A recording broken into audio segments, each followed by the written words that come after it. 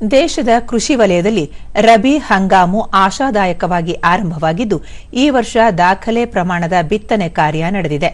ಕೃಷಿ ಮತ್ತು ರೈತ ಕಲ್ಯಾಣ ಸಚಿವಾಲಯವು ಡಿಸೆಂಬರ್ 19ರವರೆಗೆ ಬಿಡುಗಡೆ ಮಾಡಿರುವ ಅಂಕಿಅಂಶಗಳ ಪ್ರಕಾರ ಈ ವರ್ಷ ಇಲ್ಲಿಯವರೆಗೆ ಒಟ್ಟು 580 ಲಕ್ಷ ಹೆಕ್ಟೇರ್ ಪ್ರದೇಶದಲ್ಲಿ ರಬಿ ಬೆಳೆಗಳನ್ನು ಬಿತ್ತನೆ ಮಾಡಲಾಗಿದೆ.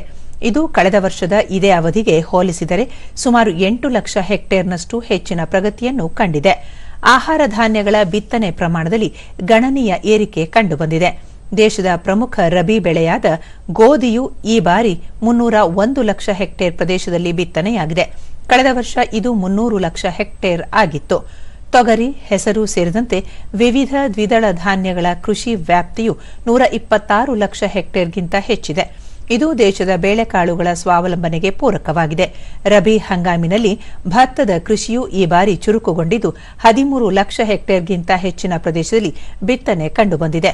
ಇದು ಕಳೆದ ವರ್ಷಕ್ಕಿಂತ ಗಮನಾರ್ಹ ಏರಿಕೆಯಾಗಿದೆ. ಉತ್ತಮ ಮಳೆ ಮತ್ತು ಜಲಾಶಯಗಳಲ್ಲಿನ ನೀರಿನ ಲಭ್ಯತೆ ಈ ವರ್ಷ ರಬಿ ಬಿತ್ತನೆ ಹೆಚ್ಚಾಗಲು ಪ್ರಮುಖ ಕಾರಣಗಳಾಗಿವೆ.